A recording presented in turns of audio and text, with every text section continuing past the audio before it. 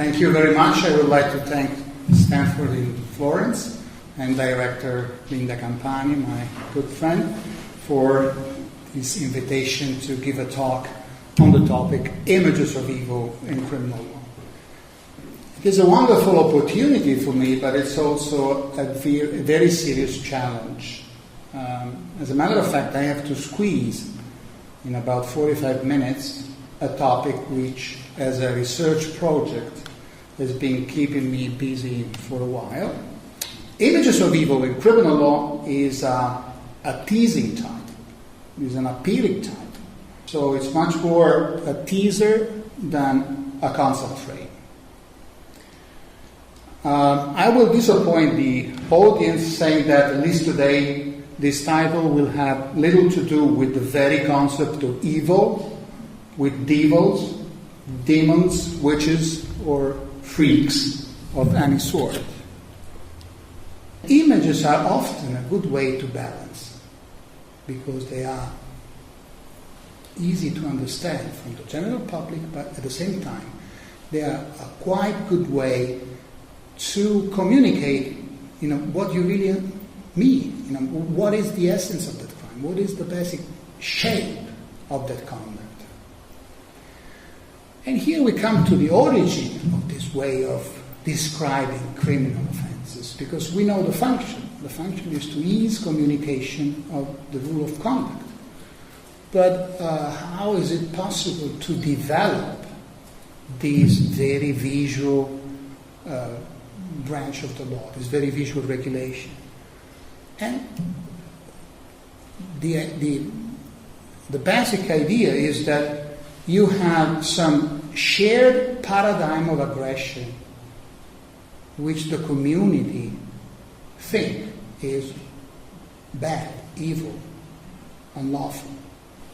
So when the typologies of crimes like larceny, burglary, you have a shared image of what is wrong, what kind of conduct is wrong, what kind of conduct embeds in itself the notion of evil. So you associate, you combine constantly that shape of conduct with unlawfulness, with evil, with the idea of wrong. So the fact of entering into the space which belonged to another person in order to take a piece of property from that protected space and take that property into your own protected space. That paradigm of conduct, that shape, is intuitively associated with wrongdoing. So it's something that takes place in one particular context. So it has basically, a unity of space, of time, and is a single transaction.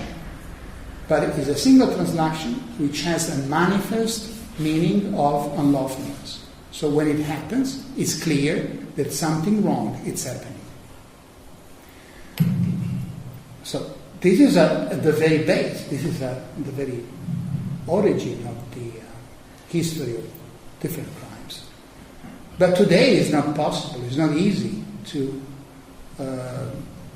to generate crimes this way. So today we are experiencing a time of crisis for the iconic criminal law, from visual criminal law. If you think of new crimes, starting from tax evasion to some form of violation of regulation concerning a sector of the economy, or if you think in the U.S. of crimes like RICO crimes, which is a legislation against organized crimes, in which the criminality derived from the commission of a number of crimes in a given time frame, being associated with an enterprise which acts to a pattern of racketeering activity. It's all an adding up. It's a list of things, and you have to go, through the entire list, adding. So there is no icon which gives you an idea of what that crime is. And it's very difficult. So this is a the end of my conversation tonight. This is the very problem today, to regain in some way this visual connotation, this visual component of normative systems, we could say, of the criminal law in the first place, but also of systems which, in any case, impose or advise or suggest rules of conduct. We do not associate anymore constantly shapes and meaning. A given conduct can be very ambiguous. In our sensitivities, they can mean many, many different things. We lost this, very structured connection between shapes of conduct and meaning. So what is possible? Well, as you see, and here we are going back to the new technology, because one possibility that we have in order to regain visuality, in the criminal law, but also, not in a criminal procedure, not in trials. I'm talking about criminal law now. I'm talking about rules of conduct. Is to be able, thanks to the new technologies, thanks, for example, to the augmented reality, to enrich the shapes of the representation, adding information which are not directly present into what we are watching. For example, if you are familiar with every application of a smartphone which tells you where restaurants are, or so you target a street in Florence, and of course reality renders also only the street, the houses, but with the augmented reality you can enrich that shape and put much more information, but this information is to a certain extent visual or is part of a vision.